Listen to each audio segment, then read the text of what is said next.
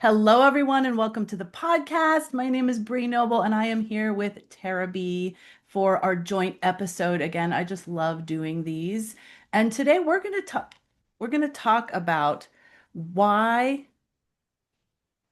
live shows are so important for connecting with fans. And Yes. they help you connect like none other. And I'm so glad Mhm. Tara's here because she is performing all the time, like way more than I am. I'm performing at church. I'm leading worship at church, and of course, audience connection is important, but I'm not building my fan base at the church every week in my job. Whereas Tara is, I mean, I have fans, right? And if I put something out, they Right. totally follow it and all that. But Tara's doing this constantly out there in the world, new people, new venues, all that stuff. So I'm excited to talk about it. So let's just start off by like, why do you think this is an important topic, Tara, like in 2025? Well, first of all, because we can do live shows. I just Mm. remember when I think back to 2020 and 2021 and how we couldn't. And so to have this um availability opportunities really to be with people again. And people are still hungry for it. That's the thing that I am finding. It's really a way to be introduced even to new people at times that, they're not even if you're on social media, it doesn't mean that they're going to necessarily see you. For sure. I think they're more hungry for it actually since the pandemic because Yeah. we had that dry spell and we realized what we were missing. I know I did, and Mhm. I'm not even a huge concert goer. I might go once or twice a year, if that. Yeah. But I probably will more now that I don't have, kids at home and all that stuff and have a little freer schedule. But Right. I just realized it's just not the same. Like live streaming is great, but Mhm. it's not, and it's like a step above like just seeing someone's post on social media, but it's not the Right. same as being in the room with somebody and having them in front of you. No, and one thing that I've realized even from going to a few shows myself, like, hearing other musicians, is just that even if I don't know the songs or don't really know the artist, I don't know what it is, but there's something so intangible about a live experience of hearing music. It like pulls you in. Well, I know I've been to shows before where there was an opener and I had never heard of them in my life. And by Mm. the end of their set, I was a fan and I actually bought their CD because it was just something about the stories they told or just being in the room Right. with them. And even if they just had like one or two songs I really liked, it was worth it to me to stay connected with them. Hmm. I agree. So, I mean, what do you think, Brie? Like, ultimately, live performances. What has it done even for you? Because I know maybe Oh, you're not as much now, but you have a ton in the past too. And yeah, and I think I could even say, for example, if you met somebody in person. So I actually talked to somebody on the phone yesterday that I met at a mm, show a long mm, time ago, and there was still this on her part, this massive connection of like, wow, we met in person, yeah, right? And it was yeah, just this weird circumstance where she ended up being somewhere that my mom was, and like then my mom like put her on the phone, but it was like yeah. if we had just met on the internet, I don't think she would have felt like, oh yeah, I really want to talk to her, right? But she had seen me perform and we had been in the same space and she's like, I still remember your stories and all that stuff. And yeah, Mhm. you can do that stuff on social media, but then they'll just scroll on to the next person, right? You've got this Yes. this compact time period that you're spending an hour Hmm. with this person, right? And it's really hard not to get connected. And unless you really don't like them, it's really Right. hard not to have this connection with somebody that you spent an hour with. I know. And you're right there with them, so you're taking in all the nuances of who they are.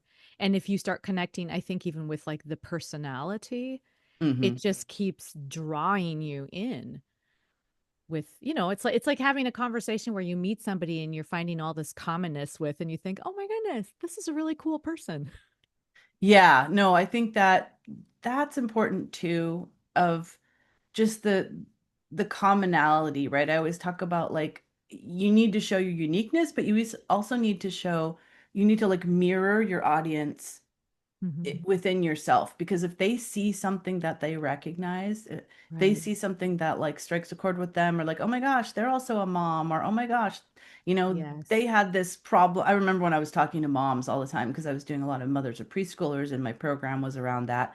And like Mhm. I would tell these stories about, difficulties that I had with my kids or whatever, like sweet stories, and then people would be like, "Oh my gosh, like that totally happened to me too," or "Yeah, I remember Yes. when I was potty training my daughter and blah blah blah."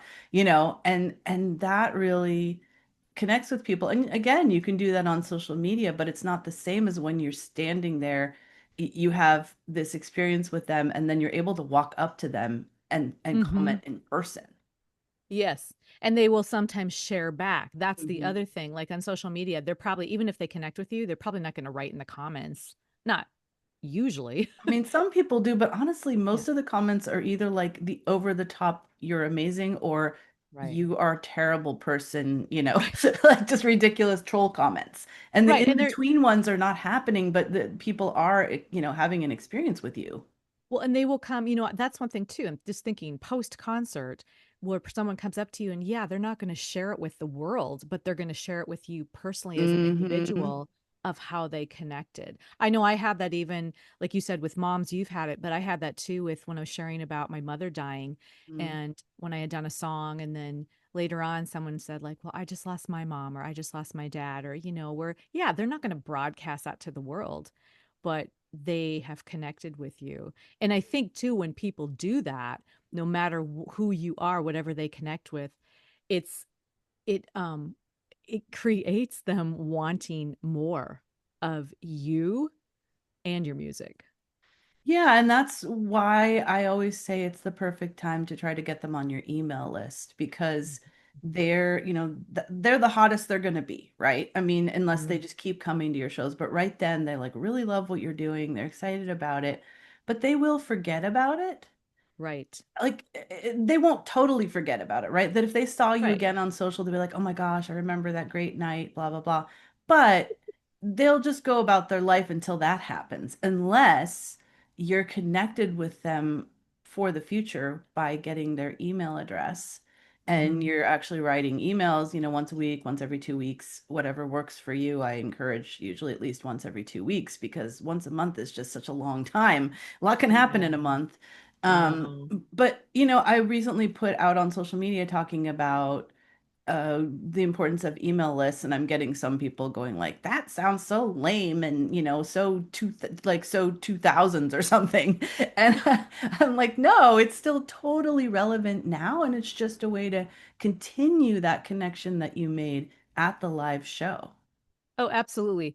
And when I was thinking about just live shows in general, I had this thought of because it's summertime, so I probably wouldn't think of this in the winter, but I have on my outside shows, versus indoor. Obviously, I'm doing both this summer, and I Hmm. actually have had fewer outdoor shows this year than some summers. But what I notice is, for instance, when I'm at a farmer's market, now that's a place that's outside where I'm not technically a concert because people are walking by.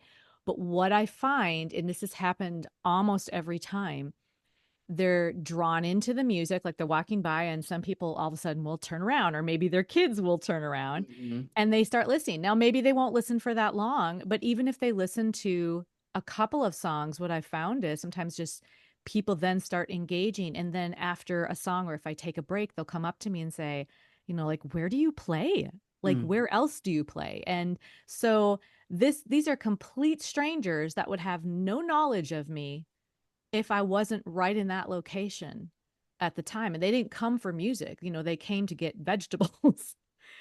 But Yeah, it's an you know oppor what's so funny about that too is like sometimes people, remember being this person, are dragged to a place like a farmer's market and they don't want to be there, but they're forced to be there by their parent or their spouse right. or whatever. And the other person is like all into the vegetables and the other person is just like wandering around going, okay, I have to be here. I have to Yes. wait for her to be done. But if you've got music and that draws them in, that gives them something to do. Mhm. And so you never want to feel like, oh, I'm interrupting people's day by being here because they didn't come for this. Well, some people Right. didn't come for this, but some people are so happy to have something else to do other than vegetables. Oh, totally. And I've even seen that also with like summer concerts in the park Oh yeah. where again, some are of course they're coming because they really want to hear it and so they'll bring their chairs or whatever to set up. But there's others who might just be in that area or walking around or biking or something and then they stop. I think that some people just, I know me, when I used to go to these things, I just wanted something to do in the summer, like something to do Yep, on a weeknight that's fun, get out of the house. Like I knew nothing about who was playing. right? But as soon as if they're good and they're really Yes. engaging, then I would definitely take notice and I was no longer just there to have something to do. And that's Right. where you really have that opportunity if you take advantage of it to connect Right. with people. Right. And again, because you're live with them, if they do stick around till later, you may get a chance to talk with them. But you also, even if you don't, like for me, and I'm sure for you too, like if we have some merch set up or where there's biz cards or flyers, they Yep. can even just walk by and they'll pick it up. And that's the other thing I noticed. Sometimes people don't even want to talk to me, but I'll see them pick up something. Yep, And or QR code for sure. I've done that right, with that too. buskers on the street or whatever, people in the mall, or if they have a QR code and I can Hmm. go at least, like the ones I've done, they have their Instagram, which is okay. But Yeah. honestly, I since I connected with them on Instagram, I have not seen any of their posts. Maybe they don't post, or maybe the Right. algorithm's just not showing it to me. So that's where I think the QR code to the email list is a much better idea because you can Me actually too. control if they're going to receive it versus who knows what the algorithm is going to serve them. Right.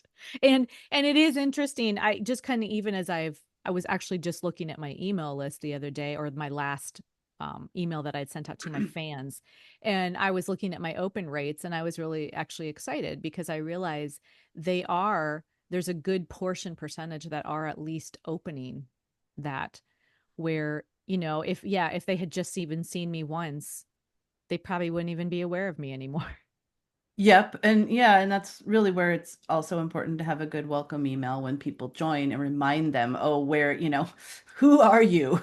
Right? Because sometimes they sign up and then it's like, oh, they go on with their day, they go out to a restaurant, they do this, they do that, they're working in their garage or whatever, and they don't remember that they did that. So, just having that welcome email so you're like solidifying that connection that you made with them, reminding Mhm. them who you are and giving them expectations of like I'm gonna connect with you once every 2 weeks and let you know where I'm playing and Right. let you see some cool behind the scenes and that kind of thing. And if you build that bridge right away, then they'll keep opening. Yeah. What else, Bree, have you had from like concerts that you've done? Like, has it given you other connections, or like, do you have people that like say, "Oh, can you do this kind of thing?" Or you know what I Oh, mean? for Like that. sure. So many. I mean, I always had flyers and would talk about the different kinds of themed programs that I do and we did a whole episode on that. Right. But I think that was really helpful of like telling them specifically what I could do instead of just being like I'm a musician and then they're thinking, well, I Mhm. love her and I'd love to have her like come do something, but what would it be? And if you Right. just give them some specific things that you offer, then that Hmm. really helps and people do pick up the flyer and I would get phone calls and I always talk about like a year of doing this. After a year, that was when I kind of hit that point where I had more incoming calls than outgoing calls. And that was like, oh my gosh, how awesome is this? I'm actually like a professional, right? Because I'm Right. getting calls. And a lot of them were coming from people that would pick up the flyer at a show. And Hmm. they'd either use it, they'd give it to a friend, they'd give it to an organization that they work with that knows Yes. that, they needed people and that kind of thing, programs. Yeah. The other thing I just thought of, so in addition to like our audience, sometimes though, even like for instance, if I in the senior living world, um, I will have like I've done shows someplace. I just had this last week where somebody connected with me, another like activities director, because she had heard from another activities director of what I did with that place. And so she wanted to hire me. So even though she hadn't heard me live, because I did a live show and the other activities director liked me, they pass my name on and people will do that too, even between businesses sometimes. So Oh yeah, again, the venue world is small, like the event Mhm. world. Like so if you're in corporate events, that's a little bit of a small world. If you're in Right. conferences, if you're doing, assisted living, like senior centers, like they all know each other within that Mhm. world. Right. And so by you doing a live show, it's just going to be a much better chance than you just simply giving them like a video to look at. Or and I'm not saying those things aren't good. Those things are great too. But when someone's of course referral because of something that you've already done, that's why too it's important that one, live gig can take off. Yep. And I'm even thinking even with like outside of the music world, like I've done conferences where I was Mhm. speaking, right? I was only Right. speaking, I was even teaching, on music and stuff. Right. And the people that saw me there, people that come up and talk to me there, like they're still following me. Like I still see them on my list. I see them in my communities. I see them in my Female Musician Accelerator program, because they had that connection versus just seeing, me on a webinar or something like that. And of course that can work Right. too, but that live, it's like I feel like I Yes. know this is a real person and then I really jive with them. Yeah, and I still think it does a lot happen because of connecting with the actual person. Hmm. Like, you like you said, whether they tell a story that you're connecting with or something, whatever they share, it's like you're taking in them. And people, I mean, good or bad, people are making judgments on us when we sing, but if they do connect with you, it's not just necessarily the music. It's like you as a person because they want to then take you home. Yeah. No, exactly. I always say like they want to relive the memory of either the song or the story that you told. And when they Right. buy something of yours, Yes. they do that. Which is also key about music or any kind of merchandise, right? Yep. Yep. No, exactly. I think we all really need to have merchandise because it does help people relive that. Yeah. And I've got a few t-shirts that I've bought over the years, and every time I see them, I'm like, I remember that event. I remember some of my favorite songs. Yeah. I remember the artist, even if Right. the t-shirt doesn't even say the artist name, right? Like they had like a Mm-hmm. slogan or Right. like an album name or whatever, and it literally maybe says the artist name really tiny, Mm-hmm. but they had a great slogan. And Right. when I wear that shirt, I'm like, oh yeah, she was so good live, and I wonder how she's doing, and I should check in on her. I know. Well, and even if I have had even happen where someone will even buy a CD yet, where I literally had a guy who was like, I don't have a CD player, but I just want to buy it because I want to support you. Yep. They use it as a coaster, a nice Yeah. autographed coaster. Right. But I just saw a thing, an interview with the head of Bandcamp saying that there are still people buying like over the past year, people have spent like $96 million on Bandcamp buying vinyl, CDs, Yes. cassettes, Well, merch. Like I don't get it, but I don't get the whole cassette thing because why would you choose something that was a lower fidelity? But but it's it's it's also vintage. nostalgia. Yeah, Yeah. it's vintage. I was gonna say, like, even the younger crowd, I just remember one of my friend's daughters who I'm really close to, she was talking about when she got a camera that was with film. And I'm Uh-huh. thinking, What? oh, like, you want a Really? camera with film? And she said, oh yeah, it's so old school. Like I know Polaroids are cool, but actual cameras Right. with film are Yes. cool now? Oh my gosh. Yes. Where we had to wait to see our picture. I know what's old is new, right? And so now Yeah. they're like, "Oh, how cool is it that you have to wait to see your pictures?" I know. Or like we were Oh, saying in the beginning about how I used to have like record singles and I'd be doing my yes. homework and I'd have to like change the single every 3 minutes, right? Yeah. Like that's annoying, but like to people that are younger now, that's like, oh, that's cool. Like it's you're very hands-on with your music. Right. And I get that. So I get why vinyl is back. I mean, I've seen vinyl in like Target, it's not Yep. just in like record stores. So I know that there is it's that timing of it where things come back around. And so Yep. I think even as artists for us to be aware of that if you have your own music and you're thinking, well, should I make any copies of that or something? It's like I think there is still need for it. And like I'm looking at your background with Michael Jackson's Thriller Yes. album, and I'm thinking, again, it's something for people to take home with them to remember the show.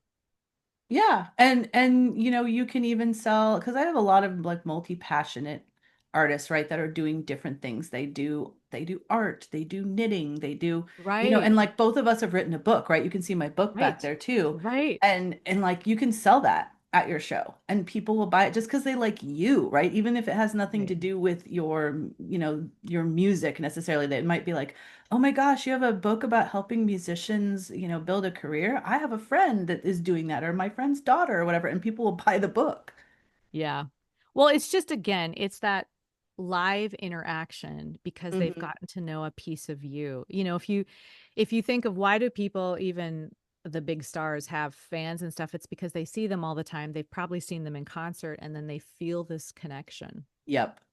Exactly. So I want to bring this up Yeah. because this is something that I was talking about a little bit, and it's caused a little bit of controversy, of course, on social media because it's about social media. Because I Mm, had a whole email and some posts about like, do you really have to be on social media to build a fan base? hmm. Because, and here's why. Like, I do think social media is important. It's an amazing discovery platform. Both of us are on social media, right? I'm not Right. bashing social media.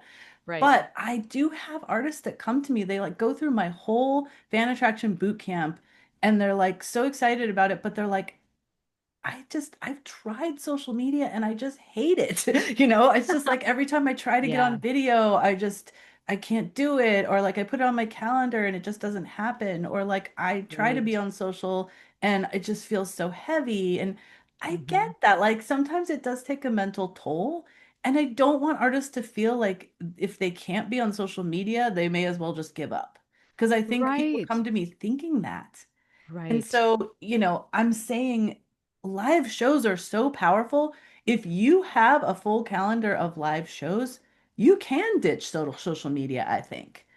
Right? Yeah. It's another great way to connect with people, but like if you're doing it right, if you're connecting on stage Yeah. and then you're doing the whole like get people on my email list thing, that's all you need. Yes. I agree with you, Bree. In fact, I was just talking to a girlfriend of mine. Well, we're in a tribute show together, and she also is in this other major band in Minnesota that has had accolades for, I don't know, 40 years, I think it is. And only this year she actually is now in charge of that band. But so she got it up to date on social media. But my point is, they had all these years of tons of high paying energy gigs, Mm. um, without any real social media presence. And it's also because they've gotten well known now, but they got well known from performing live Hmm. all the time. And that even makes me think, so also when because of being in this tribute show I'm in at the Chanhassen Dinner Theaters here, I've noticed this after I've done a show, all of a sudden I'll have people added to my email list. Mm. And so they're obviously seeing who I am, like because they get flyers for the show and stuff. And there I'm not even able to like advertise, like Right. go to my website, but they're obviously doing it and getting on my email list. And so again, just being out in front of people, you're being exposed. I mean, in a good way, It's Yeah, no, they're going deep, right? Because yeah, this is not the Tara B show, right? This is right. a show that you're in. Yeah, But they're like, "Oh, I love all these. I love how she sang this song. I want to check her yeah, out on social media." And then if you've got an easy way for people to yeah, subscribe to your email list from social media, that will happen. right, But so that's why I do think it's good to have social media. But if it is right. stopping you in your tracks, if it is making you feel like I don't even want to Yeah, be an artist if I have to do this, you yeah. don't. You don't. But you know, having it is very helpful. And even if you post once a week and you have a 9 grid, like I now have up on my Instagram, Hmm. which basically gives people, and I kind of recommend everybody do this, it gives people a really good snapshot of who you are, right? So I get a lot of artists that meet me through Women of Substance. They come to our Instagram and they immediately are looking at that 9 grid, right? Because that's at the top. And they can Hmm. figure out, oh, well, you're not just doing that. Like you're also helping musicians become more profitable. And you also have, this podcast and stuff like that. They find that out because of the 9 grid, and it helps them just not have to be hunting. Right. So I kind of Right. love that strategy, especially for people that maybe just don't love social media and want to post like once a week. But it is really good for people to have a social media so people can find them, like Tara said, if they were like actually looking them up because they were at a show. Yeah. And how do you feel, Bree, about so I know we've talked about like actual concerts and people doing live, but what about people even because I know artists are so often like wanting to do solo stuff and, get out their own music. But what do you think about people being a part of like connecting up with other musicians to either share a live concert or maybe even seeking out, you know, a band to be a part of or like what's your take on that? I think it can definitely help. Like you said, people were looking you up and, they just saw your name in the program or whatever, but you weren't on the bill, Right. right? So I do think it can help. I think what it really can do is connect you with musicians in your community and help forge those relationships that will probably give you more opportunities for sure. Yeah. Well, And and I mean, opening for sure, opening for other people or sharing a bill with other people, I think, because then you're just basically getting their audience to see you and your audience to see right. them. And it seems like a win-win to me. Yeah. Well, and I've experienced even with some of the musicians that I have played with now too, like when they can't take something like another Mm, gig, hmm. I get called Exactly. and vice versa. But Yeah, it that's where I mean, especially when it comes to like Christmas time, and we talked about this on a yes. previous episode, like there's only a few like Fridays and Saturdays right before Christmas. And if you're already locked in for something and they're like, well, our party is this day, like we can't change it, Right. then you'll be like, oh, well, here's somebody. And, so if you've got a network of people that are good, that you've worked with, Hmm. that is a way that you can get more gigs that way. So I think that is a really great strategy. Well, and another thing I thought of because you and I are both in church music as well. And I think for people, even whether, I mean, I realize people singing in church, whether it's choir or worship team, whatever, I know it's not like they're trying to promote themselves. But my point is like it's giving you opportunity to also have experience singing. You're connecting with other people, and actually, people do see you. Oh yeah, no, I got a keynote concert gig out of being a worship director. Like Hmm. this person would never have known about me if Right. I hadn't have been doing that, Yeah. and basically came up to me after Easter, on Easter, came up to me and are like, we want you to do this. Right. That's Right? So you awesome. yeah, so you never know, and like it's your regular parishioners all the time, right? But Right. sometimes people are in the room that you don't know are there and you find out later. Like I Right. just found out that I was doing an event and three other music directors at other churches were there. And I was like, "Oh, I'm glad I didn't know that in advance." Right. Right. But Pressure. like, that could lead to future things. Like they might need a sub for something, or they might have a special event where they want an artist to come in, Right. Yeah. or a So Christmas event, or something like that. I know. So I think just kind of even recapping, it's like, well, it's obviously there's just a lot of value of being someplace publicly Mm. in Mm-hmm. front of people, right? Yep. Yep. So Was there anything else we need to say? I think we've really covered this well, I and think we have. it's just taken me aback a little bit, this conversation on social media about, I mean, basically on threads about, n- you know, you being able to quit social media if you want to, if you have live shows. Yeah. Like, I mean, I'm not trying to be provocative, but I want people to Mhm. think like, is that actually possible? It actually is. It Is is. that the ultimate best option? Probably not, but it Hmm. can be done. And like the vitriol of the people of like, how can you say you can abandon social media in 2025? How are you going to get any gigs? And I'm like, Tara gets gigs all the time All the that aren't time. through social media. No, in fact, I would say 99% of them are Uh-huh. not. So, Yeah, I I mean, can't. I think I love your suggestion of connecting with people on like social media Yeah. DMs and sending them a voice message and stuff like that. Right. That's super. But you can do that other ways, right? You Yes, can you call them can. on the phone. Yes, you God can. forbid we use a It's a phone. phone. Which actually, I'll just share this because that reminds me again. There was a new place that I called, I don't know, a month ago where I was actually just trying to like do some research online and I called the place and it happened to be a senior place. So, I'll put that out there. But Right. the woman was so happy I called because when she saw the my website and my press kit and stuff, she was like, "Oh my goodness, yeah, we would really like to have you out." So she wouldn't have known of me if I had not called her either. Mm-hmm. Like she wasn't searching on social media. She wasn't even searching online for Yeah, that matter. no, So, yo, especially. Yeah, like those older gigs yep. are maybe not even be looking there. They might not even know where to look, right? They're just so Yeah. happy you called them. You're And like, you're she solving was. my problem, thank God. Exactly. And I think that's the key to remember too. We are actually solving people's problems when we Yep. are booking something live. So Yep. keep at Yeah. it. For sure. For sure. All right. Well, I think that this has been a great conversation as usual. I, Yeah. I just love that we're able to like share like boots on the ground Mm-hmm. experiences for Yeah. artists. I think that is for me, like as a business person, when I listen to podcasts, I love hearing just that like boots on the ground, like in the Yeah. trenches experiences that we have, because Yes. that's really the most helpful. Like you can learn concepts all day, but understanding how Right. they actually work in the real world is so helpful. So thank you for coming and doing this with me again. And I Yeah. look Thank you, forward to Bree. our next episode as You usual. too. Yeah. Thanks everybody for listening.